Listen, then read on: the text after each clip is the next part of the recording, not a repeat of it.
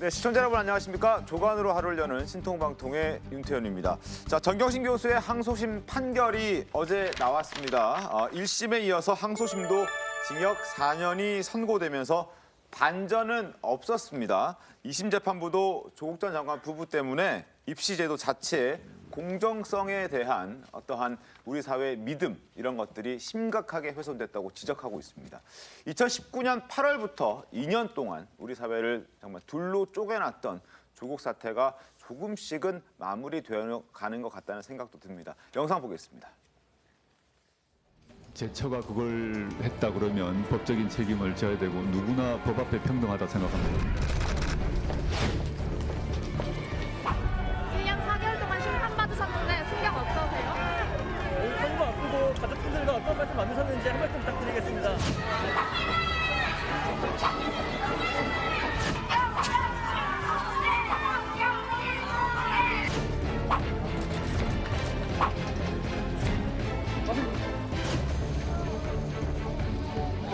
선입견으로 가득한 판결문이었기 때문에 그 원심 판결을 반복한 것이어서 대단히 아쉽고 유감스럽다고 하지 않을까. 검찰이 왜곡하고 과장한 혐의에 대해서 사실과 법리에 따라 하나하나 반박하겠습니다.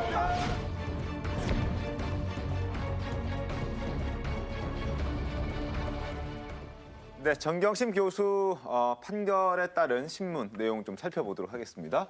조선일보입니다. 조 전 장관 딸의 7대 스펙이라 불리는 부분들이 모두 가짜라고 1심에 이어서 2심에서도 인정을 했습니다. 유죄라고 인정을 했습니다. 그리고 조 전 장관 역시 그중에 두 개는 작성을 했다. 조 전 장관이 직접 관여했다라고 이야기를 하고 있습니다. 그 외에도 여러 가지 혐의에 대해서는 1심과 크게 차이는 없었던 것 같습니다. 어떻습니까?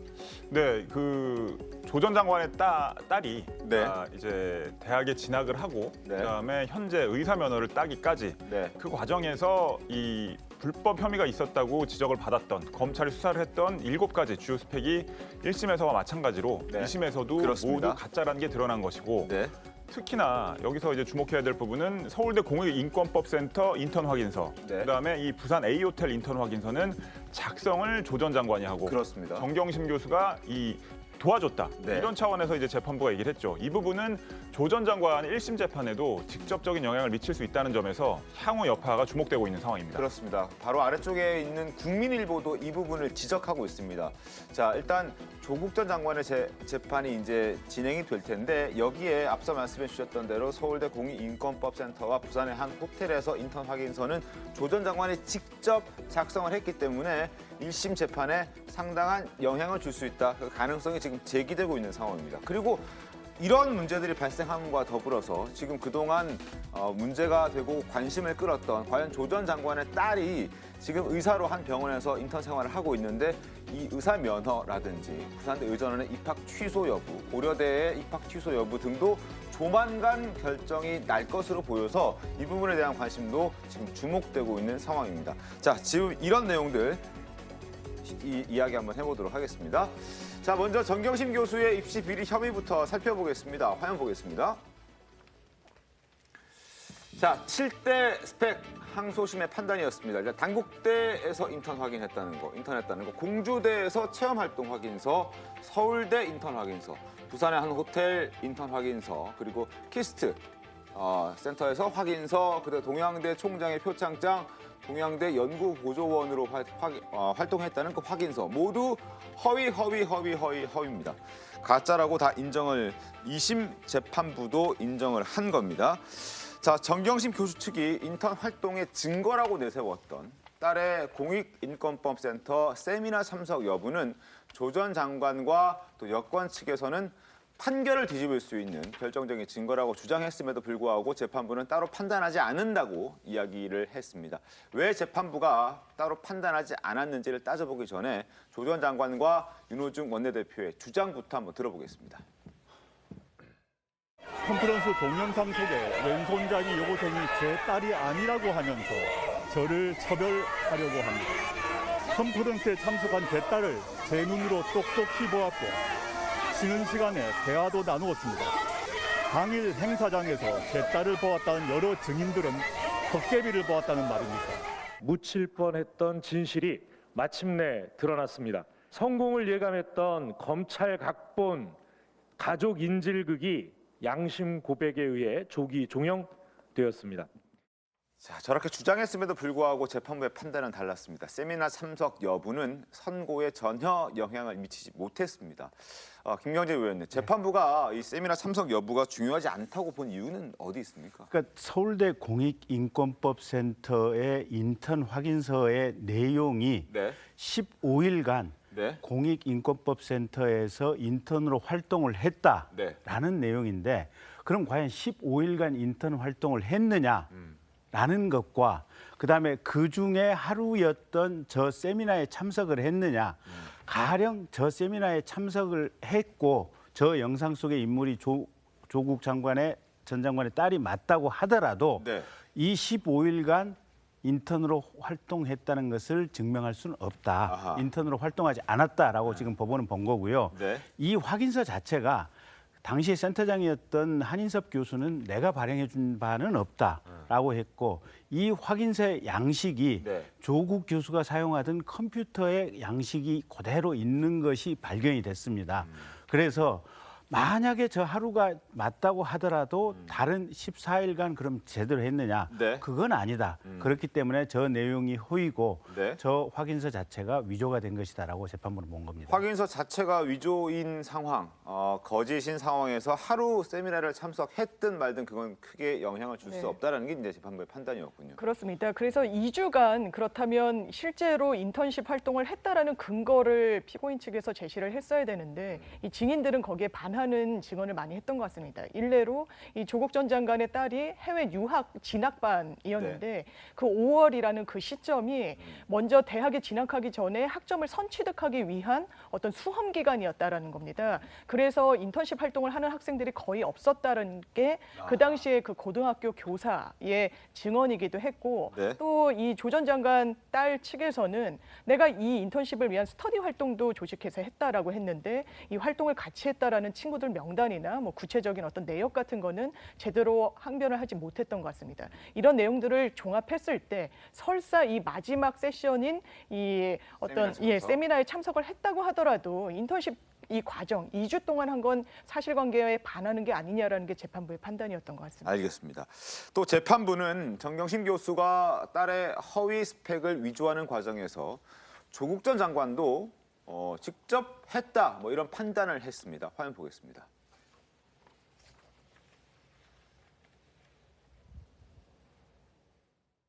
예, 저 딸아이 분명히 봉사를 했고요. 최근에 몇몇 언론에서 그 봉사했음을 확인하는 교수님의 그 증언이 있었습니다. 물론 그 뒤에 이 봉사활동 표창장이 어떻게 발급되었는지는 저도 사실 알 수가 없습니다. 어떻게 그 내부 과정을 제가 어떻게 알겠습니까? 근데 저희 아이가 상장을 받아온 건 사실이란 것입니다. 서울대 공익인권법센터 인턴십 관련 서류를 제가 만들었다는 오늘 보도는 정말 악의적입니다. 공인으로서 여러 과장 보도를 감수해 왔습니다. 그러나 이것은 정말 참기가 어렵습니다. 청문회 등에서 여러 번 말씀드렸지만 저희 아이는 공익인권법센터에서 인턴을 했고 센터로부터 증명서를 발급받았습니다. 자, 조 전 장관이 직접 작성했다고 하는 그 허위 인턴서는 서울대 인권법센터 인턴 확인서와 부산의 한 호텔의 인턴 확인서입니다. 이 부분에 있어서는 조 전 장관이 직접 작성했고 정경심 교수가 이제 공범으로 가담했다, 뭐 이런 판단을 재판부가 내린 건데요. 이 판단이 조 전 장관의 재판에도 영향을 좀 미치겠죠?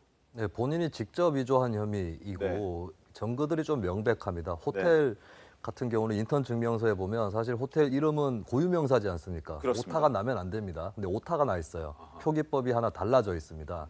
이런 것들이나 또 조국 전 장관을 가리키는 그런 아이디로 저장이 됐다거나 네. 이런 흔적들이 다 나와 있는 것이죠. 네. 그리고 이 두 가지 말고 한 가지 더 있는 것이 열린민주당의 최강욱 대표가 일했던 법무법인 청년. 네네네. 예, 여기서의 이제 아들 인턴 증명서. 아들 인턴 그러니까 딸 둘 아들 하나 이렇게 알아두시면 될 것 같은데 아들 하나 증명서도 이제 위조한 혐의를 또 같이 받고 있거든요. 이런 것들이 이제 다 조국 전 장관 1심에서 불리하게 피고인에게 작용을 할 것으로 보이고 특히 이 서울대 공익인권법센터 같은 네. 경우는 왜 이렇게 심혈을 기울여서 7대 허위 스펙 중에 왜 이거에 심혈을 기울였느냐. 네. 그 단서가 있는 게 이거는 서울대는 국공립대학교지 않습니까? 그렇습니다. 그래서 문서 위조가 사문서 위조가 아니라 공문서 허위 위조. 공문서 위조가 작성이 되는 거거든요. 네. 이게 좀 가중이 붙으면 양형에서 더 불리할 수 있습니다. 더 많이 크게 맞고 싶었던 게 아닌가 이런 추정도 한번 해봅니다. 양형 차이가 큽니까? 얼마나 크게 차이 납니까? 사실 이 부분은 무죄를 다투고 있지 않습니까? 네. 무죄를 다투는 것은 곧장 재판부에 이건 반성하지 않는다, 뭐 합의하지 않는다, 용서를 구하지 않는다라는 양형에는 다 굉장히 마이너스 요인으로 작용할 수밖에 없고 아마 정경심 교수 사건에서도 마찬가지로 조국 교수도 본인 사건에서도 무죄 취지로 계속 다툴 수밖에 없을 텐데 그렇다면 일단 말씀하신 대로 이 정경심 교수의 1, 2심이 이 위조는 명백하다라고 사실관계를 확정지은 부분이 있습니다. 이게 흔들리질 가능성은 상당히 낮고 그렇다면 조국 전 장관 재판에서도 지금 무죄 취지를 다투는 피고인을 재판부가 어떻게 볼 것인지 이건 양형에는 불리하고 만약에 변론 전략을 수정한다면 일부는 인정하는 취지로 할 수도 있겠는데 이게 사실상 정치인이었던 조국 전 장관이 그 선택을 사실상 할 수 있을 것인지는 좀 의문이 제기되는 부분이 있습니다. 알겠습니다. 어쨌든 1심에 이어서 2심에서도 7대 스펙에 딸의 7대 스펙에 관련해서는 모두 허위다라는 판단이 내려졌기 때문에 자연스럽게 조 전 장관 딸의 의사 면허 유지 여부에 관심이 쏠리게 마련입니다. 자, 대학 측의 발언들 한번 들어보겠습니다.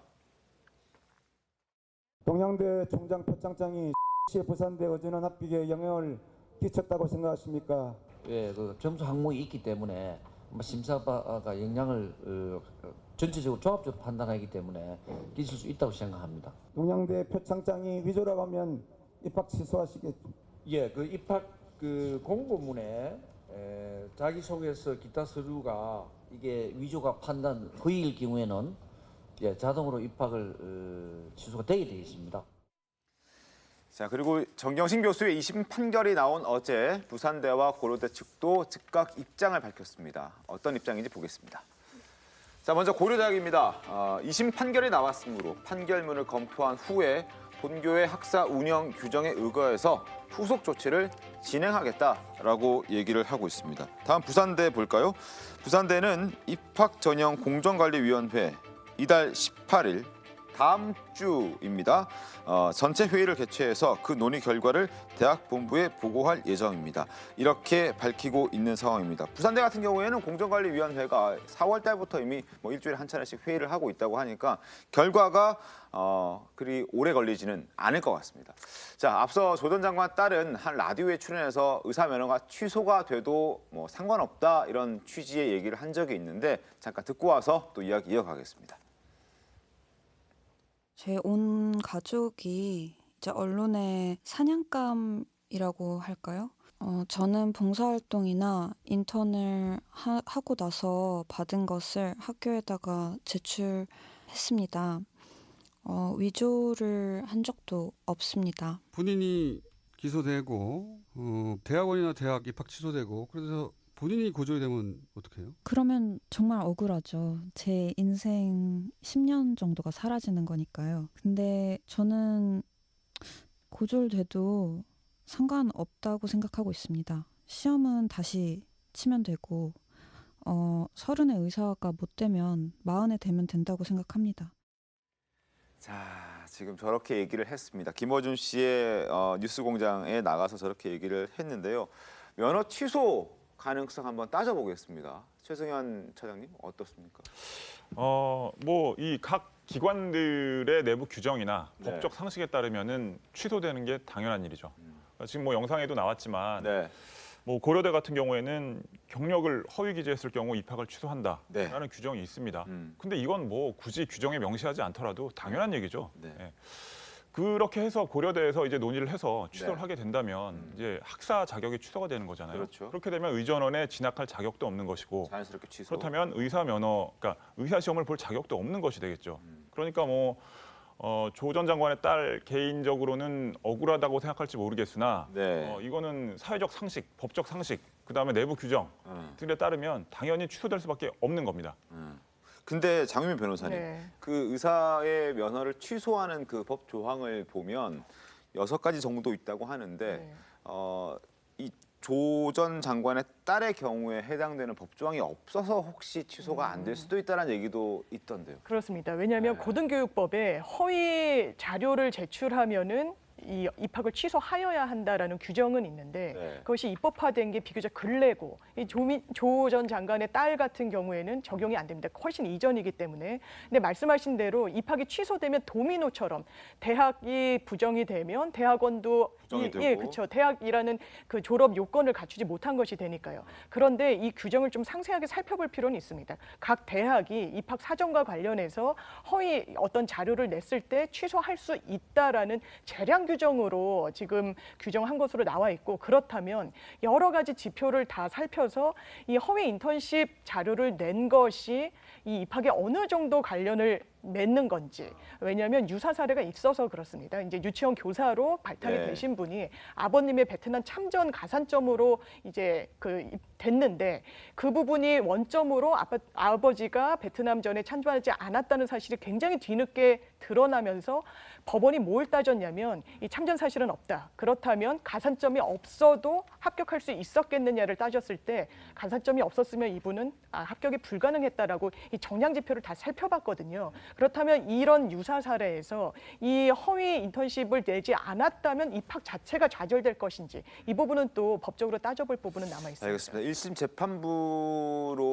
재판부 얘기를 좀 빌리면 허위 그 인턴십 확인서가 없었다면 아마 조 전 장관의 딸이 서류 전형이라든지 아니면 뭐 1차 면접 정도 단계에서 떨어졌을 수도 있다라는 얘기를 1심 재판부가 한 적이 있습니다. 2심 재판부라든지 대법원에서 아직 확정 판결은 나오진 않았지만 그런 얘기가 1심 재판부에 나온 적이 있어서 향후 어떻게 될지 조 전 장관의 딸의 의사 면허가 유지가 될지 취소가 될지 아마 많은 분들이 특히나 교육에 관련된 부분이니까 학부모님께서도 많은 관심이 갖고 있을 것 같은데 한번 지켜보도록 하겠습니다. 근데 이 부분에 있어서는 그래도 일단은 좀 가능성을 좀 찾아본다면 어느 쪽이 김경진 보시면 어떻습니까? 저는 취소될 가능성이 99% 이상이라고 봅니다. 그러니까 이게 고려대학교 입학이 취소가 되면 학사 학위 자체가 원천적으로 없어지는 거니까 의존은 입학 자격 자체가 없어집니다. 그러면 이게 의료법에 따른 의사 면허 취소 사유가 아니고 의사 면허에 대한 원천적인 취득 존재의 기초가 되는 사실 자체가 없어지는 것이기 때문에 그래서 고려대학교 입학이 취소가 된다면 그건 자연스럽게 의사 면허까지 취소가 될 수밖에 없는 상황이고요. 물론 본인이 이제 소송을 통해서 아까 장 변호사께서 말씀하신 대로 이게 고려대학교 입학이 저런 위조된 서류들이 안 들어갔다고 하더라도 이 고려대학교 입학할 만한 자격이나 자질은 충분히 됐다 이런 점을 가지고 다툴 수는 있겠지만. 이걸 저 정도 서류, 허위 서류라든지 위조된 서류가 들어갔는데도 만약에 저 입학이 정당하다고 법원에서 인정을 하기 시작하면 대한민국 입시는 아마 위조 입시의 천국으로 아마 변화될 가능성이 커서 법원도 아마 그런 판결을 하기는 쉽지는 않을 거라 보여집니다. 알겠습니다. 자, 그리고 2심 재판부가 또 이런 얘기를 했습니다. 증거은닉 교사에 관련해서는 또 판결을 살짝 1심과 달리 했는데요. 화면 보겠습니다. 자, 증거은닉 교사 김경록 자산관리사에게 증거를 인멸하도록 지시를 했는데 이 부분에 있어서 1심에서는 무죄, 2심에서는 유죄를 선고했습니다. 피고인 스스로 가족들 도움을 받아서 은닉할 수 있는 행위를 굳이 제3자인 김경록 씨에게 지시한 것은 방어권을 남용한 것이다라는 근거로 2심에서는 유죄가 선고됐는데요. 김경록 씨 역시 앞서 정경심 교수의 지시는 증거인멸이 맞다라고 언급한 바가 있습니다. 들어보겠습니다. 뭐라고 했어요, 정 교수가? 그 하드디스크 드라이브 문제에 관해서는. 떼서 뭐 어떻게 한다 그런 얘기를 했어요?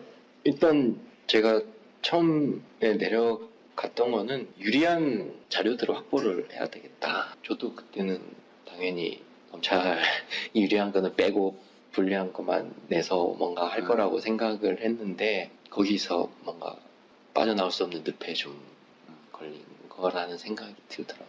약간 좀 감이 없었던 거죠. 일단 제가 그 하드나 이런 것들은 전혀 손을 대지 않고 그대로 이제 제출을 했지만 그 행위 자체로 증거인멸이라고 인정을 하는 게 맞다. 제가 생각하기에도 그거는 증거인멸이라고 생각 안 했다 이렇게 말하는 게 맞지. 그게 안 되더라고요. 자, 하지만 증거인멸 아니라고 주장하는 사람 지금 막 보셨지만 유시민 노무현재단 이사장인데요. 다시 한번 들어보겠습니다. 검찰을 확실히 믿는다면 가져가세요 하겠는데 검찰을 못 믿어요. 네. 그럼 검찰이 저 하드디스크 드라이브를 가지고 가서 저 안에 있는 데이터를 뭘 장난을 칠 가능성도 있는 거죠. 그러니까 당연히 그거를 복제를 해둬야 돼요. 그래야 나중에 혹시 검찰이 엉뚱한 걸 하면 증명할 수가 있죠. 증거인멸 시도가 아니에요. 증거를 지키기 위한 거지. 내가 정경심 교수의 처지라도 그렇게 할 것 같아요. 증거인멸이 아니다. 증거를 지키기 위한 것이다라고 얘기를 하고 있습니다. 어떻게 들으셨습니까? 다시 들어도 좀 놀랍긴 합니다. 이 증거인멸의 차원이 몇 가지가 있거든요. 네. 그걸 좀 분별할 필요가 있는데 일단은 그 사실의 행위로서 네. 증거를 인멸했느냐 아니냐의 문제가 있고 법적으로 이게 증거인멸로 처벌받느냐 아니냐의 문제가 있거든요. 근데 정경심 교수 같은 경우 1심에서 증거인멸 무죄가 나왔는데 그거는 증거인멸 행위를 한 건 맞는데 네. 본인 증거를 자기가 인멸한 거기 때문에 무죄가 나온 거거든요. 네. 근데 지금 유시민 씨가 하는 얘기는 뭐냐면 인멸한 것 자체가 아니라는 얘기입니다. 애초부터. 네. 사실부터가 아니다. 그거는 자기 방어를 하기 위해서 그냥 이제 자료를 따로 보관해 둔 것이다. 증거 보전 이런 논리를 폈거든요. 근데 저 논리가 성립이 안 되는 것은 압수수색을 할 때에 하드디스크를 통째로 갖고 가고 이게 의무적으로 강제적으로 그렇게 하지 않거든요. 이미징을 해가지고 파일을 떠서 가면 됩니다. 그러면은 피고인 또 자기 디스크 원본은 지킬 수 있는 것이고 네. 그리고 설령 압색할 때 디스크를 갖고 가더라도 피고인 또 이미징을 할 수 있어요. 예, 그런 식으로 보존을 할 수 있는 건데 그거를 이제 자기 걸 지키기 위해서 저랬기 때문에 상관이 없다. 이렇게 얘기를 하는 거는 이제 아까 제가 말씀드렸던 증거인멸 은닉의 두 가지 차원을 뭔가 섞어서 얘기를 했거나 네. 아니면 아주 기본적인 사실 자체를 부정한 것이거나 그래서 이제 어불성설이었다고 보여지는 거죠. 이제 굳이 제가 이제 과거 역사를 가지고 말씀드리면 네. 사실은 유시민 씨 저 인식이 옛날 기준으로 보면 뭐 그건 이해할 수 있는 대목도 있어요. 가령 국정원에서 그 간첩 유호성 씨 사건 관련해 가지고 조작된 증거가 나왔다든지 또는 검찰에서도 이게 피고인이 기소를 해놓고 나중에 보니까 무죄에 부합하는 증거가 있는데 검사가 제출을 안 했던 그런 전례들이 있는데 그게 한 15년 전, 오래전 과거의 얘기들이에요. 그리고 최근에는 저게 디지털 증거를 확보하는 방법이 가져오면 무조건 그대로 복사를 틉니다. 네. 통으로. 완벽하게 똑같은 쌍둥이를 하나 만들어서 이 원본은 그대로 따로 보관을 해놓고 이 그대로 이미징을 뜬 쌍둥이 이걸 가지고 거기서부터 분석을 하거든요. 그래서 이 원본으로 남겨놓은 거 이거하고 해시값이 완벽하게 일치하지 않으면 법원에서 증거 자체로 받아주지 않기 때문에 저 유시민 작가의 말씀은 시대에 뒤떨어진 과거의 기준을 가지고 말씀하시는 거다라고 이제 평가를 할 수가 있고 네. 특히 최근에 유시민 작가 같은 경우는 저기 한동훈 검사 관련해서 명예훼손죄로 지금 뭐 기소도 돼 있지 않습니까? 네. 그러니까 최근에 말씀하시는 것은 조금 좀 뭐랄까 시대나 정확도가 좀 떨어지지 않나 싶어요 보면. 알겠습니다. 어쨌든 뭐 유시민 이사장의 생각은 저러했고 그리고 법원의 판단도 1심과 2심이 좀 달라졌는데 장유미 변호사님. 네. 2심의 판단을 좀 어떻게 평가하십니까? 저는 법리적으로 항소심 판단이 좀 맞다라고 더 맞다? 생각이 듭니다. 왜냐하면 증거인멸 행위 자체는 인정이 된 것이고 네. 그렇다면 본인의 자산관리사에게 이런 시킨 부분 그것을 1심에서는 공범이기 때문에 함께 했기 때문에 처벌할 수 없다. 본인의 증거를 인멸한 것이니까. 근데 항소심에서는 이 행위를 좀 더 분별해서 네. 그렇다면 이 자산관리인에게 시킨 부분을 법적으로 어떻게 평가할 것인가. 이 부분은 교사 아닌가. 그렇다면 증거인멸을 본인이 한 것은 법적으로 면책이 되지만 제3자에게 시킨 부분은 면책이 되지 않기 때문에 그 부분은 증거인멸 교사로 유죄로 판단하는 게 항소심에선 더 타당한 게 아니었나 이런 생각을 하고 있습니다. 알겠습니다. 자, 그리고 또 2심 재판부는 정경심 교수의 태도도 지적을 했습니다. 자신을 방어하기 위해서 남 탓을 한 점을 비판을 했는데 화면 보겠습니다. 입시 제도 자체 문제라고 범행의 본질을 흐리면서 피고인 가족에 대한 선의로 사실과 다른 내용의 확인서를 작성한 사람들에게 책임을 전가했다 이렇게 얘기를 했습니다. 어떻게 보십니까? 입시제도 탓을 한 부분이 일단 재판부의 지적 중에 한 가지였죠. 네. 수사 재판 과정 내내 입시제도 자체가 문제라는 태도로 범행의 본질을 흐렸다라고 지적을 했는데 뭐 입시제도가 문제라서 범법 행위를 저질렀다. 그렇다면 그 입시제도하에 있었던 모든 사람들이 다 그런 범법 행위를 저질러도 된다는 것이 정경심 교수의 주장대로라면 그것이 통해야 된다는 거잖아요. 그렇죠. 그러니까 그것 자체가 뭐 성립이 되지 않는 논리고 근데 그런 무리한 논리를 계속 주장을 하고 있으니 재판부 입장에서는 아무래도 이 양형 과정에서 그런 이제 반성하지 않는 피고인의 태도들이 더 이 반영이 된 것 같고요. 그리고 이제 그 조 전 장관의 딸이 동양대 연구원으로 허위 등록을 해서 그 보조금을 부정 수령한 범죄에 대해서도 기존의 연구원들이 일을 제대로 못해서 그렇게 할 수밖에 없었다라고 얘기를 하는데 이것 또한 도저히 성립이 안 되는 얘기인 거잖아요. 그러니까 부정으로 등록을 해서 그러니까 이 보조금을 수령한 것 자체가 이 법적으로 문제가 있었고, 그러니까 재판부는 그것이 불법 행위였다고 판단을 하고 있는데 지금 정경심 교수는 그 과정에서 이 기존 연구원들이 일을 잘 못했기 때문에 내 딸을 등록시킬 수밖에 없었다. 그런데 그 딸이 제대로 일을 못했다는 거. 그것이 지금 재판부의 판단이잖아요. 그러니까 이것 또한 역시 성립될 수 없는 논리로 재판부에게 어떻게 보면 좀 괘씸죄 뭐 이런 것까지 더 추가될 수밖에 없는 그런 상황을 스스로 자초한 것 같습니다. 알겠습니다. 그리고 또 이런 얘기도 했다고 합니다. 10년 전에 어떤 교육의 상황, 근데 이건 기준을 또 지금의 기준에 맞춰서 판단을 하다 보니 이러한 법원의 판단이 나왔다는 게 또 정경심 교수 측의 입장이라서 이 부분도 아마 시청자 여러분께서 아마 판단 함께 해보셨으면 좋겠습니다. 그래서 결국에는 정경심 교수 측은 상고하겠다라는 뜻을 밝혔습니다. 자, 김칠준 변호사의 목소리 듣겠습니다. 원심 판결을 반복한 것이어서 대단히 아쉽고 유감스럽다고 하지 않을 수가 없습니다. 오늘 재판부의 논리를 그 시대에 입시를 치렀던 사람들한테 랜덤으로 조사를 한다 하더라도 과연 얼마나 많은 사람들이 그런 현재 해석에 의해서 범죄로부터 자유로울 수 있을 것인가. 저희는 판결문을 검토하면서 상고를 하지 않을까라는 생각이 듭니다. 자, 그리고 조 전 장관도 페이스북을 통해서 입장을 밝혔습니다. 가족으로서 참으로 고통스럽다. 위법 수집 증거의 증거 능력, 업무 방해죄 법리 등에 대해 대법원에서 상고해서 다투겠다라고 비슷한 취지의 이야기를 하고 있습니다. 결국 정경심 교수의 재판은 이제 대법원의 판단을 받게 될 것으로 보이는데요. 변호사님께 여쭤보겠습니다. 어떻습니까? 이 전망을 한번 해보시죠. 네. 글쎄요, 제가 우리 김수민 평론가님 페이스북 봤더니 정확하게 아마 집어넣으셨던데 지금 법리적으로 좀 논쟁이 된 부분들이 있거든요. 증거인멸이라든지 그런 부분들은 대법원 가서 어떻게 될지 또 한 번 정말 법리 판단의 대상이 될 것 같은데 이게 이 스펙과 관련된 어떤 입시비리 관련된 이 부분들은 거의 별 문제 없이 유죄가 날 것 같아요. 근데 이제 핵심은 저거죠. 저분들 특히 조국 교수, 정경심 교수를 지지하는 지지자들 내부에서는 여전히 SNS에 뭐라 그러냐면 표창장 한 장 가지고 징역 4년씩 때리는 법원이 어딨냐 그런 얘기를 하거든요. 조국 교수 지난번에 얘기했더니 무슨 검찰이 일가족을 도륙했다. 아니 검찰이 무슨 도륙을 했습니까? 검사는 이게 압수영장 발부받아서 기소했을 따름이고 법원에서 1심, 2심 재판 기일만 해서 30차례 넘게 열렸을 겁니다. 저 김칠준 변호사님처럼 유능한 변호사님들이 법정에 가서 수없이 할 말 다 했는데도 법원이 실형 4년, 1심 4년, 항소심 4년을 선고한 거 아니겠습니까? 무슨 검찰이 일가족을 도륙을 합니까? 그건 정상적인 사법 시스템에 따라서 범죄자에 대해서 형사처벌을 한 것에 불과한데 저분들은 아직까지도 국민들을 상대로 해가지고 거짓 선전전을 하고 있지 않습니까?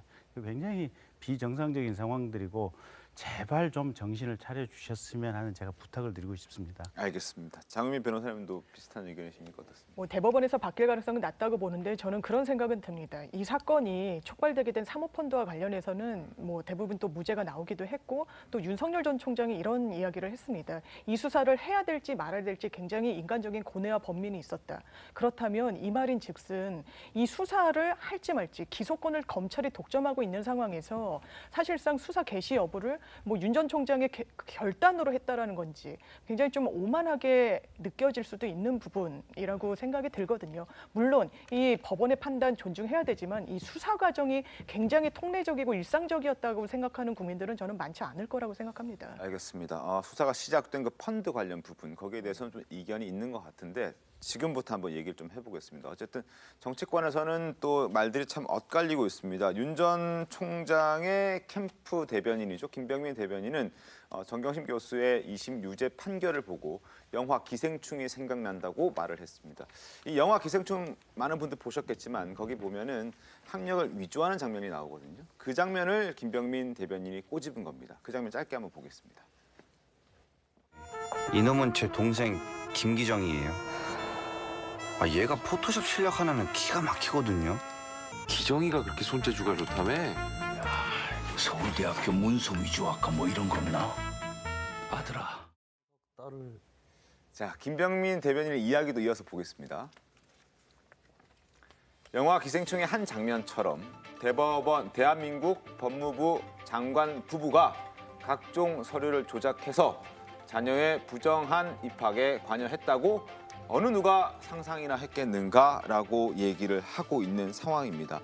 자, 실제로 영화가 개봉되고 난 다음에 조 전 장관 부부의 이러한 일들이 벌어졌거든요. 참 좀 약간 아이러니하기도 하죠. 오버랩되는 측면이 분명히 네, 있죠. 네. 그리고 또 하여튼 그 영화 얘기를 하면서 조 전 장관의 이 위조 혐의에 대해서 얘기하는 사람들도 많았는데 네. 뭐 비슷한 수법처럼 보이죠. 네. 근데 두 가지 차이가 있습니다. 그러니까 이 영화 속에서는 그러니까 이 가상의 현실이지만 없는 사람들이 이제 현실에서 생존하기 위해서 뭔가 이제 그 여러 가지 노력을 하는 과정에서 이 경력 위조까지 하게 된 것이었고 조 전 장관 부부의 경우에는 뭐 아무래도 서민은 아니지 않습니까? 그런 분들이 이제 부모 찬스를 통해서 자녀의 학교 진학을 도와주고 그 과정에서 또 이 현재 재판부가 불법이라고 판단한 이런 문서 위조까지 진행을 했다는 것.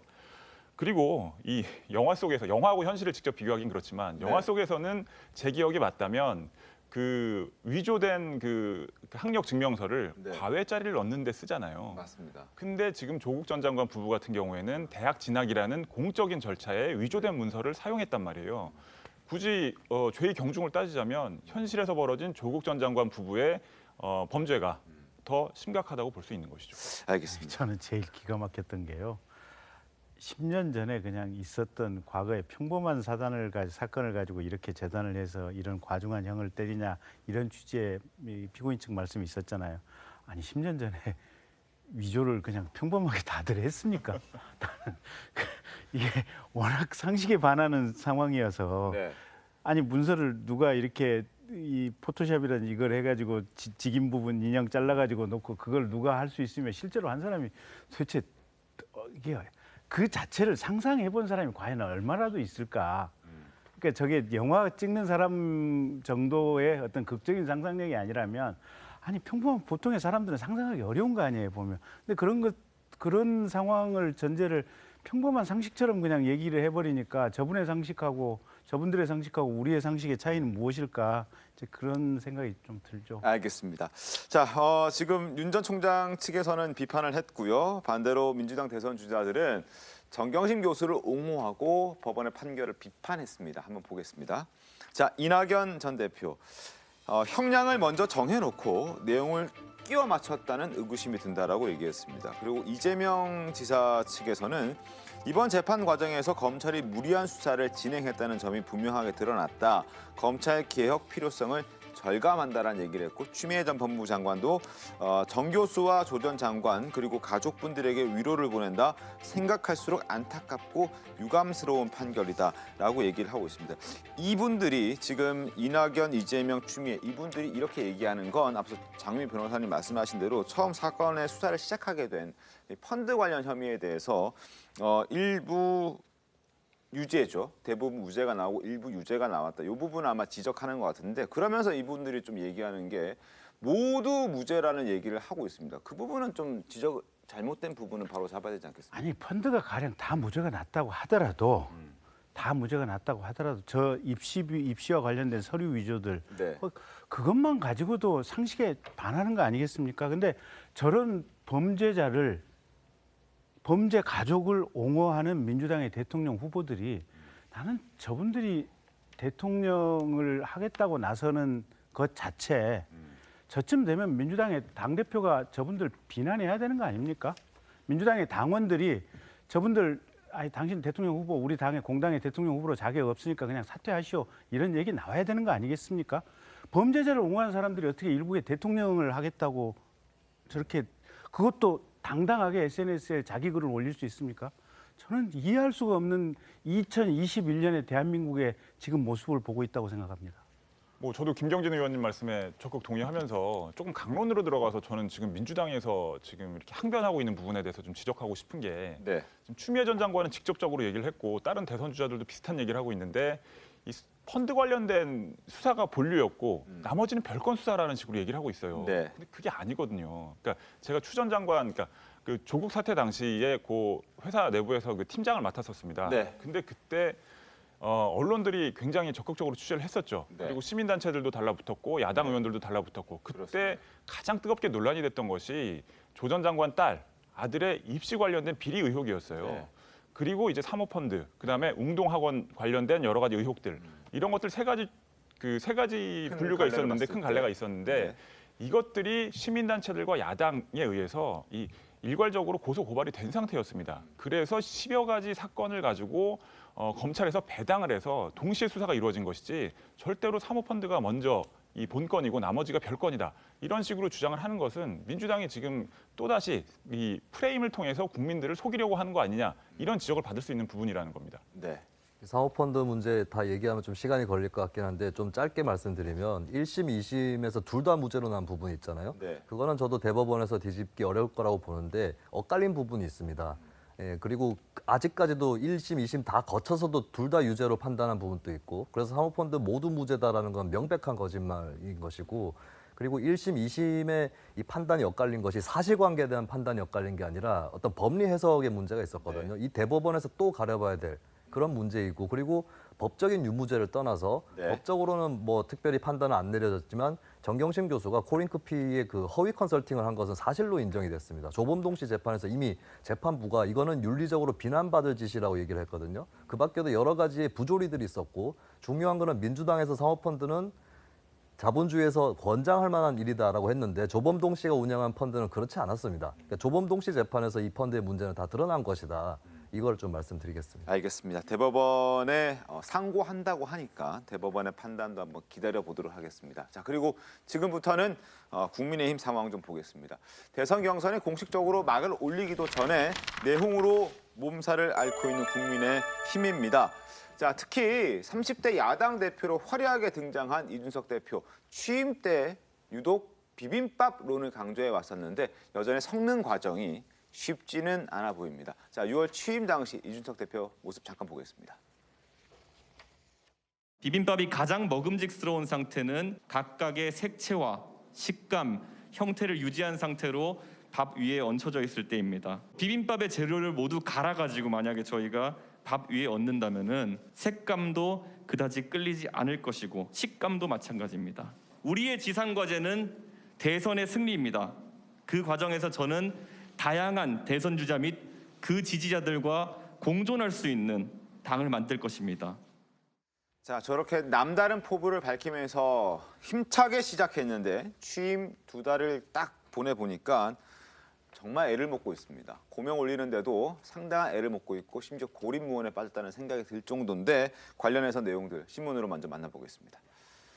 자, 중앙일보부터 보겠습니다. 지금 윤석열 간등 없다 한 날 이준석 윤대면 지구 뜰 것 영상 돌아. 이 얘기 뭐냐면 자, 이준석 대표가 당대표가 되기도 전에 그리고 윤 전 총장이 검찰총장을 사임한 직후에 아마 올해 3월입니다.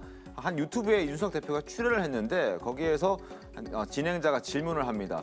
서울시장에 안철수 대표가 되고 대통령의 윤석열 전 검찰총장이 되면 어떻게 할 거냐라고 얘기를 했더니 그때 한 얘기가 지구를 뜰 것이다라고 얘기를 한 건데 이게 새삼 또 화제가 되고 다시 소환이 됐습니다. 이 멘트는 어떻게 보셨습니까? 뭐 그 당시에는 이준석 대표가 농담처럼 한 말인데 공교롭게도 윤 전 총장이 뭐 이준석 대표하고 치맥 회동을 하고 굉장히 좋은 분위기인 것처럼 보이는 상황에서 입당을 했는데 지금 치열한 신경전을 벌이고 있고 사실 그 수위가 보수 지지층들이 보기에 선을 넘었다라는 얘기까지 나오는 상황이잖아요. 그러다 보니까 이 영상이 또 누군가에 의해서 이제 이 회자가 되면서 이 국민들 사이에서 아 이준석 대표가 이런 얘기도 한 적이 있었지. 그럼 그 당시 농담처럼 한 말이 혹시 진담은 아니었던 것인가? 이런 얘기들이 나오고 있는 상황이죠.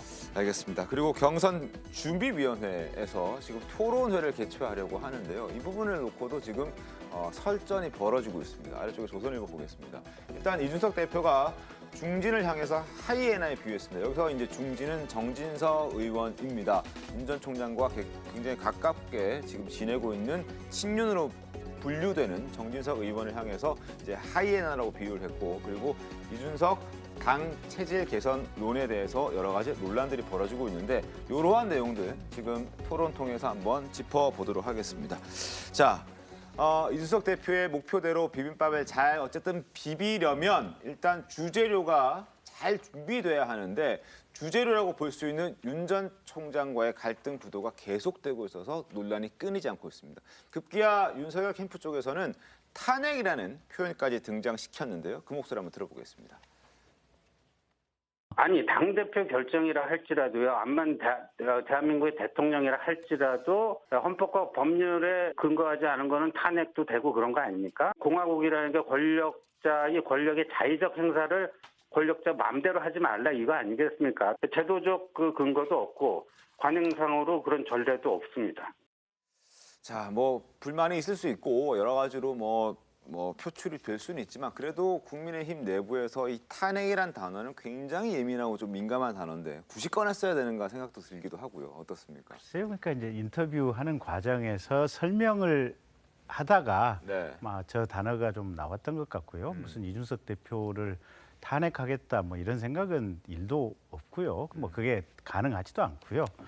그 기본적으로 이제 저희 캠프 내부의 생각은 경선준비위원회가 일단 경선 준비 작업을 해야 되는데 본 경선을 이미 진행해 버리는 것이 아니냐. 근데 경선 준비라고 하는 것은 사실은 이 후보의 대리인들이 참석을 해서 경선 일정을 합의하고 TV 토론을 어떤 방식으로 몇 시간 하고 몇 회 할 것이며 또 각각의 후보들의 배번이나 기호는 뭐 어떻게 할 것이고 이런 것들 룰 세팅을 하는 것이 경선 준비 과정이거든요.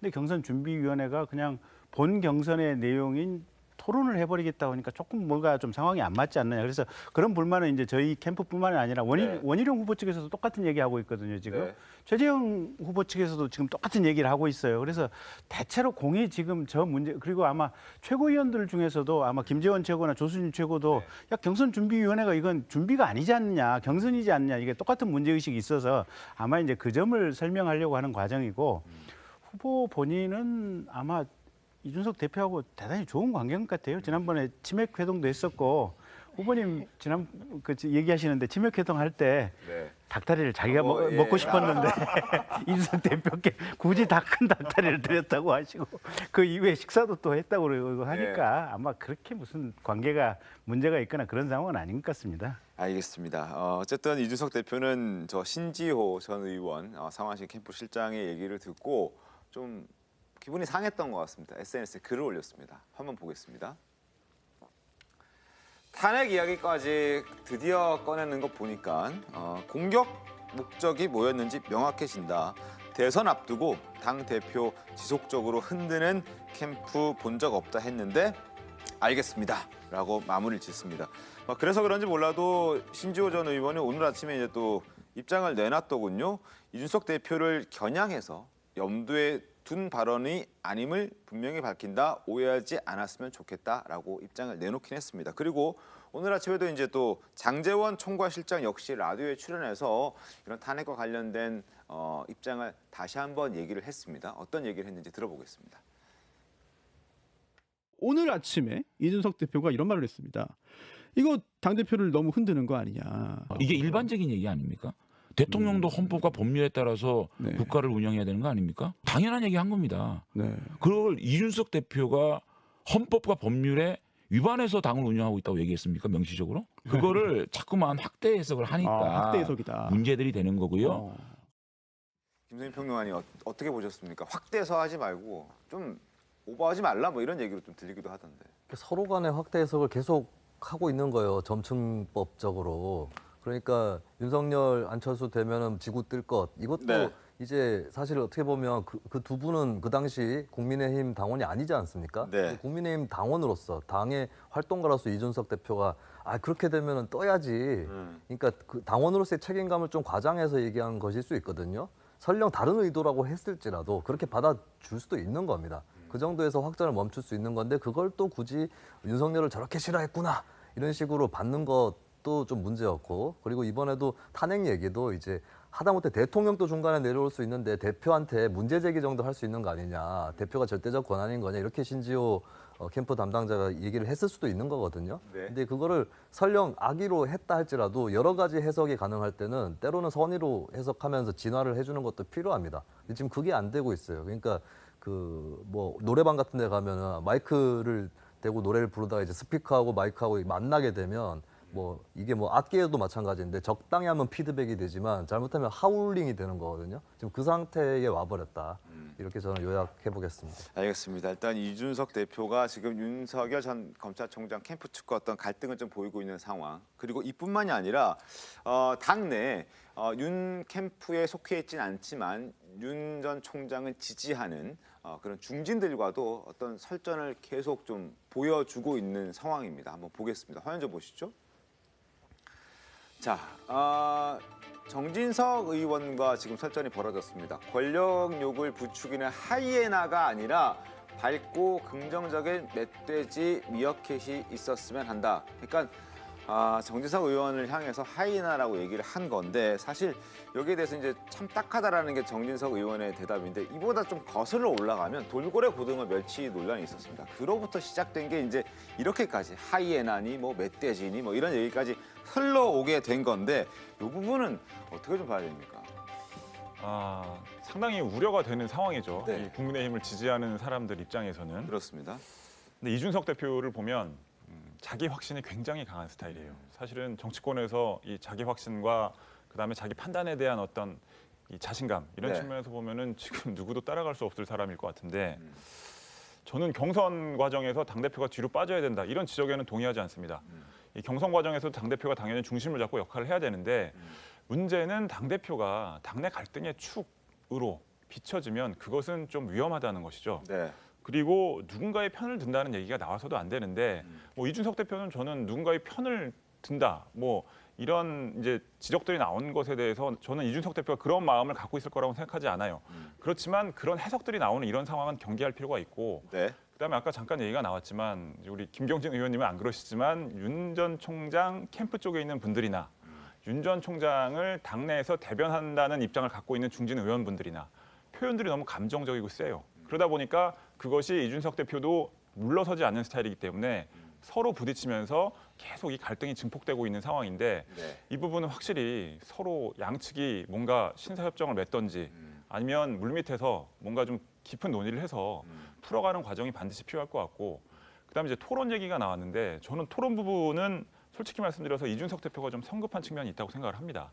이 정치판을 오래 보신 분들은 아시겠지만 이 경선 과정에서 후보들의 토론이라는 것이 한 번 하기가 굉장히 힘들어요. 왜 그러냐면 토론의 룰과 형식과 절차를 만드는 데 있어서 각 캠프들이 서로 이해관계에 따라서 엄청나게 많은 논의를 해야 되거든요. 근데 지금 국민의힘의 후보들이 한 14명쯤 되지 않습니까? 이분들이 지금 급하게 토론을 한다. 한 사람이 5분씩만 발언을 해도 70분이 그냥 훅 가버려요. 네. 그러니까 지금 급하게 진행할 수 있는 토론이 아니기 때문에 이 선거관리위원회에서 각 캠프의 입장을 전부 다 듣고 그 공정하게 룰을 만든 상태에서 진행을 하는 것이 바람직하지. 물론 이제 토론은 많이 할수록 좋다는 것은 이준석 대표의 생각에 100% 동의하는데, 저는 이 첫 토론의 시작은 좀 신중할 필요가 있다. 이렇게 말씀드리고 싶습니다. 알겠습니다. 자, 토론회를 많이 하는 게 과연 좋을지 아닐지도 한번 생각해봐야 될 부분 아닌가 싶습니다. 실수도 많이 나오면 그건 역시 또 안 좋은 상황이 될 수도 있는 것 같다는 생각도 드는데 어쨌든 이준석 대표는 호기롭게 6월 11일부터 당대표로 시작을 했는데 윤 전 총장과의 어떤 관계도 썩 좋지 않은 것 같고 캠프 측 사람들과 그리고 당 내에서도 중진들과 여러 가지 좀 불협화음이 생기는 것 같아서 조금 힘든 시기를 보내고 있는 것 같은데 이런데 엎친 데 덮친 격으로 또 지난 3월에 당대표가 되기 전에 이준석 대표의 발언이 또 재조명되고 있어서 더 골치가 아픈 것 같습니다. 어떤 얘기를 했는지 들어보겠습니다. 나한테 너 이러다가 안철수 서울시장 되고 윤석열 대통령 되면 어떡하냐 이렇게 얘기하더라고. 지구를 떠야지. 아니야. 이준석은 어디에서든 살아남을 이에요. 응? 그래서 아니야. 난 문재인 대통령 되면은 뭐지? 이민 간다고 했던가? 그걸 2012년에 했던 사람이야. 안철수 서울시장 되고 윤석열 대통령 되면 이준석은 국회의원 된다. 난 그 전에 당대표 될 거야. 자, 물론 뭐 당대표가 되기 전 상황입니다. 그 감안해서 보셔야 될 것 같은데 이때는 뭐 본인도 당대표가 될 거라고 생각 못했기 때문에 네. 저런 얘기를 농담 삼아 할 수도 있는 겁니다. 그런 것 같습니다. 네. 그런데 저는 이 발언 자체는 아까 이제 많이 이야기가 나왔지만 약간 반농담조로 했기 때문에 크게 뭐 무게 중심을 두고 들을 필요는 없는데 그 뒤에 발언이 더 문제라고 생각합니다. 나 대통령 만들 사람 있어. 그 사람은 바로 유승민인데 그러기 위해서 내가 당권 쥘 거야라고 이야기를 하거든요. 이거는 사실 다른 주자들로서는 용납할 수 없는 부분이 분명히 있는 것 같고요. 네. 또 이준석 대표는 저는 대선 국면에서 주인공은 이 대선 주자들이라고 생각합니다. 당 대표가 아니라 당 대표는 철저하게 주연 조연이 아니라 관객이나 스텝 역할에 머물러야 되는데 너무 본인이 스포트라이트를 받으려고 하는 거 아닌가? 지금 뭐 감정적으로 치닫고 있는 이 갈등의 사실 원인 제공자가 누군지 거슬러 올라가다 보면 각 캠프 관계자들이 아니라 저는 이 당 대표라는 생각이 들거든요. 본인이다. 예, 당 대표 직속으로 사실상 유례가 없는 검증단을 꾸리겠다라고 했고 또 계속해서 토론회 일정을 사실상 공식적으로 통보를 못 받았다고 주자들이 이야기하는데 강행 의지를 계속 밝히고 그 과정 중에 굉장히 즉각적이고 즉흥적으로 감정 섞인 반박을 내놓고 그렇다면 이 대선 관리를 제대로 하고 있는 것인지 의문이 제기될 수밖에 없고 사실상 그냥 묻힐 수도 있었던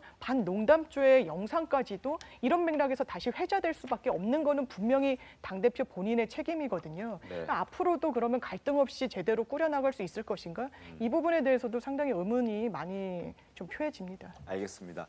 자, 어쨌든 주변인을 둘러싸고 이준석 대표가 공격에 처해 있는 것 같은데 윤 전 총장이 이런 관계들을 좀 중재하려는 그러한 SNS에 사진 한 장을 좀 공개했습니다. 소개를 좀 해드리겠습니다. 앞서 김경진 의원께서도 말씀해주신 내용인데 치킨 회동했을 때, 치맥 회동했을 때 그때 이제 닭다리를 양보했다라는 내용입니다. 우리 그런 사이 아니다. 괜한 억측과 또 객관적 사실경위가 없는 그런 갈등설 더 얘기하지 말아라. 우리 손잡고 그리고 손도 그냥 잡은 게 아니라 깍지 꼈다. 깍지 끼고 잡았고 닭다리도 먹으면서 맥주도 6잔, 3잔 많이 먹었다. 뭐 이런 취지의 얘기들을 하기 위해서 우리 사이에 큰 문제 없다라는 얘기를 하기 위해서 저 사진을 올렸고 닭다리를 양보한 사이라는 해시태그도 달았습니다. 뭐 중재가 좀 됐으면 하는 바람도 있고 그런데 이것과 별개로 안철수 대표와의 합당 문제가 또 만만치가 않습니다. 오늘 동아일보였습니다. 신문을 봤더니 국민의당에서 국민의힘과 합당이 불발될 것 같다는 생각을 하고 당헌을 개정해서라도 지금 안철수 대표가 출마를 하는 방향으로 이렇게 당헌을 좀 바꾸겠다라는 얘기가 나왔습니다. 신문 보셨죠? 네. 네. 어떻게 보셨습니까? 근데 아마 제가 알기로는 국민의당 내부에서도 네. 의견이 좀 갈리고 있는 것으로 알고 있습니다. 네. 그래서 비록 지금 이준석 대표하고 충돌은 하고 있지만 그래도 안철수 대표가 뭐 대선에 출마를 하든 아니면 이 대선 과정에서 다른 역할을 하든 이 빨리 국민의힘과의 합당 과정을 밟는 게 정석이다라는 의견을 내는 분이 있는가 하면 네. 합당 과정을 좀 늦추거나 아니면 독자 출마할 수도 있는 거 아니냐 이런 얘기도 나오고 있어요. 그래서 지금 이 당헌 개정의 의미는 뭐냐면 국민의당 현재 당원에 따르면 네. 이 대선 경선에 출마하기 위해서는 선출직 당직에서 1년 전에 내려와야 네. 됩니다. 그렇다면 안철수 대표는 지금 대선 경선에 출마할 수가 없는 거죠. 그렇죠. 그것은 이제 국민의당 내부의 대선 경선을 얘기하는 겁니다. 그러니까 이 당헌을 개정을 한다면 안철수 대표가 이 국민의당을 통해서 대선에 출마할 수 있다. 라는 어떤 시그널이 될 수 있기 때문에 국민의힘 입장에서는 부담스러울 수 있는 상황이 되는 것이죠. 그렇기 때문에 뭐 이런 얘기들이 나오고 있긴 한데 저는 과연 이제 안철수 대표가 국민의당을 통해서 독자 출마하는 그런 결단을 할 수 있을 것이냐. 저는 그것은 현재까지의 어떤 이 정권 교체를 원하는 여론들이나 그다음에 현재 야권의 전반적인 상황을 봤을 때 아무리 이준석 대표하고 갈등을 빚고 있다고 하더라도 그렇게까지 가기는 쉽지 않다고 생각을 하기 때문에 이 부분은 좀 약간 우리 이렇게 할 수도 있어라는 차원의 어떤 얘기가 아니었을까라고 생각하고 있습니다. 알겠습니다. 그리고 이런 상황에서 윤 전 총장 측에 있는 한 캠프에서 일하는 관계자와 이제 저희 취재진들이 통화를 해봤더니 이런 얘기가 나왔습니다. 화면 좀 보면서 설명드리겠습니다.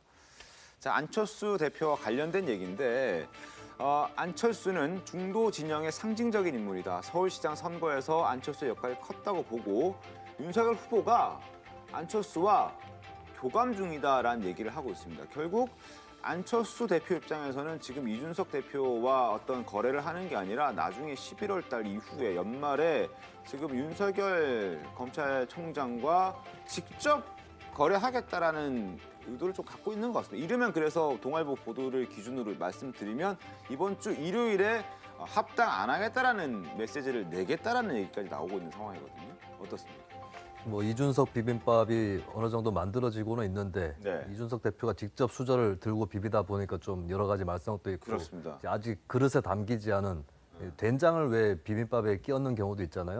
이 된장이 이제 국민의당 안철수 대표라고 비유를 할 수 있겠는데 나는 된장 안 썩는데 약간 이런 기류들 하고 이제 부딪히면서 협상은 난항으로 갔던 것이죠. 그리고 현재 타이밍이라든지 안철수 대표의 처지라든지 이런 걸 봤을 때 굳이 국민의힘 경선 버스에 타서 얻을 수 있는 이익 이런 것들도 굉장히 작아 보이는 게 현실이거든요. 그렇다면은 아무래도 대통령 선거가 되면 대표보다는 대통령 후보가 정권을 쥐다시피 하는 상황이 올 텐데 그때까지 이제 좀 기다리겠다. 어차피 지금 타봤자 그렇게 빠르지 뭐 제대로 탑승할 수 없다. 주목받지 못할 것이다. 생각을 하는 것이죠. 그래서 그런 타이밍을 노리는 동시에 또 한쪽으로는 뭐 국민의힘에서 어떻게 나오느냐에 따라서 나는 계속해서 독자 노선을 갈 수도 있다. 이런 암시들, 그러니까 이거 압박용이기도 하겠죠. 이 두 가지를 이제 애매한 상황에서 전략적 애매성을 추구한다고 볼 수 있겠습니다. 알겠습니다. 어떤 상황이 될지 일단 15일에 뭐 나올 수도 입장이 안철수 대표 입장이 나올 수도 있다고 하니까 기다려 보도록 하겠고요. 그리고 앞서 한 유튜브 소개해드리지 않았습니까? 그 이준석 대표가 지난 3월에 당대표 되기 전에 했던 그 유튜브 얘기 나왔는데 거기에서 대통령을 만들고 싶다던 유승민 전 대표가 어제 저희 TV조선에 출연해서 이런 얘기를 했습니다. 어떤 얘기가 있는지 들어보겠습니다. 이준석 대표에 대한 기대는 이 국민의힘의 저는 변화와 혁신이라고 생각합니다. 본인이 그 큰 방향으로만 가고 있으면 저는 사소한 문제는 다 풀릴 거라고 생각하고 제가 한마디만 충고를 하자면 좀 말을 줄이고 생각할 시간을 좀 더 많이 가지면 좋겠습니다. 예, 알겠습니다. 자, 저렇게 얘기를 했습니다. 유승민 전 의원, 유승민 전 대표도 말 좀 줄이고 이준석 대표에게 생각을 좀 많이 해라라고 얘기를 했습니다. 어쨌든 뭐 이준석 대표가 여러 가지 어려움을 겪고 있는 와중에 어떻게 좀 잘 헤쳐나갈지도 한번 저희가 볼 수 있는 뭐 관전 포인트가 아닐까, 정치권에서 관전 포인트가 아닐까 하는 생각 해봅니다. 더불어민주당 얘기 좀 해보겠습니다. 어제 TV 토론회를 또 가졌습니다. 토론회 안팎에서 후보들과 또 후보 진영 측에서의 설전들이 많이 벌어졌는데 먼저 이낙연 캠프 쪽에서 나온 발언부터 들어보겠습니다. 이낙연 후보에 지지하는 분들의 30% 정도, 32% 정도가 이재명 후보로 합쳐지면 지지 못하겠다 이런 여론조사 결과가 있습니다. 아마 이재명 후보의 욕설을 들었을 것이라 그런 점이 있어요. 그래서 그 욕설을 듣고 난 뒤에는 도저히 합치지더라도 나는 지지 못하겠다 이런 생각이 들기 때문에 그분들에 대해서 내가 어떻게 설득할 수 있을 것인가 확실한 자신이 없다 이 얘기입니다. 녹음을 들어보면은 충분히 이해가 가고 왜 이런 분들이 이런 판단을 하는지 이재명 지사의 이거 인성에 대해서 인정할 수가 없다 이 얘기죠. 어떻게 보셨습니까? 선훈 의원의 얘기. 네, 이게 뭐 불복 발언이다 이렇게 회자가 되고 있는데 불복 발언이라고 볼 수는 없습니다. 객관적으로 어차피 경선에 출마한 후보는 본선에 탈락을 하면 본선에 나갈 수 없는 그 법조항에 걸리게 돼 있고 그리고 만약에 뭐 캠프가 꾸려졌는데 대선 후보 최종 캠프가 꾸려졌는데 한쪽 편에서 우리 가담하지 않겠다 그러면 솔직히 얘기해서 저쪽에서 안 온단다 내 자리 생겼다 좋아할 사람도 많이 있습니다. 예, 사실 대선이 되면 당보다도 캠프가 우위가 되고 특히 한국 정치 문화가 그게 심하기 때문에 이거 자체가 뭐 불복이다라고 볼 수는 없을 텐데 계속 그 메시지를 주고 싶어하는 것 같아요. 이재명이 되면 당이 화합이 안 된다. 근데 이거를 후보가 이낙연 전 대표가 막 하고 이러기는 부담스럽기 때문에 좀 다른 사이드 공격수가 나서서 이래가지고 화합이 되겠냐 저분 때문에 화합 안 된다 이 메시지를 좀 강하게 주는 것 같은데 근데 서른 의원 또 조금 자제할 필요가 있습니다. 계속 불복 발언으로 회자가 되는 것 자체가 부담이기 때문에 그래서 그 발언 수위 조절이 어떻게 이루어질지 한번 지켜봐야 될 것 같습니다. 알겠습니다. 이랬더니 지금 이낙연 후보 측에서 이렇게 얘기를 했더니 바로 또 이재명 지사 측에서도 반박을 하고 있습니다.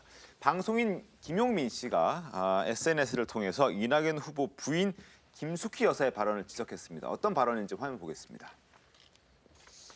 총리 공관에 총리회사 최장 장수 총리 아니겠습니까? 이낙연 전 총리가. 총리 공관에 가자마자 건배주를 와인에서 막걸리로 바꿨다. 그리고 막걸리 마시는 것도 의전이 있다라고 얘기를 합니다. 그러면서 했던 얘기가 총리 재임 기간 동안에 99종류의 막걸리에 7,000병 정도를 마셨을 것이다. 막걸리 협회로부터 감사패도 받았다라고 얘기합니다. 이렇게 얘기를 했더니 또 이렇게 지적을 했습니다. 이낙연 전 대표가 총리 때 7,000병을 마셨다면 이걸 하루로 계산해 봤더니 8병인데 그러면 거의 매일 막걸리 8병을 마시고 있었던 것이냐? 총리를 하면서 이렇게 비판을 하는 겁니다. 이 부분까지 지금 저희가 좀 얘기를 해볼 텐데 어떻습니까? 저게요. 김용민 씨 말씀이 사실은 조금 곡해예요. 저도 이낙연 총리 하실 때 공관에 가서 막걸리 얻어 먹어봤는데요. 보통 이제 이렇게 게스트가 한 2~3명에서 한 7~8명까지 오고요. 그 자리에 이제 막걸리들이 전국에 있는 팔도 막걸리들이 다 등장을 하고 보통 1인당 한 뭐 2~3잔 정도 뭐 이 정도 마시고 나오고요. 아마 저 7,000병이라고 하는 게 그게 공급된 양이 아닐까 싶고 이게 총리가 이런저런 여야 가릴 것 없이 정치인들하고 소통하는 것은 좋은 거고요. 그렇게 취한 모습 뵌 적도 없고 취했다는 얘기 들은 적도 없습니다. 그래서 저는 아니 그 지난번에 윤석열 후보 뭐 이준석 대표랑 뭐 치맥 회동했지만 국가 지도자들이 뭐 막걸리 한 잔 뭐 치맥 한 잔 하면서 이렇게 소통하는 것은 대단히 좋은 모습이다. 저는 그렇게 보고 있습니다. 알겠습니다. 근데 최성현 차장님 일단 이런 거 보면 신사협정도 맺었는데 이들은 민주당은 뭐 잘 안 지켜지는 것 같아요. 어떻습니까? 뭐 신사협정을 맺었다고 해서 그 네거티브 공방이 금방 사라지지는 않겠죠. 근데 사실 수위는 좀 약해진 건 사실입니다. 다지 발언, 그다음에 백제까지 거슬러 올라가는 그 지역주의 공방, 그다음에 노무현 전 대통령 탄핵 당시 표결 공방, 뭐 이런 것들까지 생각을 하면 지금 이제 양측 네거티브의 수위는 좀 낮아지긴 했는데 사실 대선 경선 과정에서 네거티브를 없애자 불가능한 얘기입니다. 그러니까 뭐 2007년에 이명박 전 대통령, 박근혜 전 대통령 경선 때도 많은 국민들이 지켜봤고 2017년 대선 경선, 민주당 대선 경선 당시에도 뭐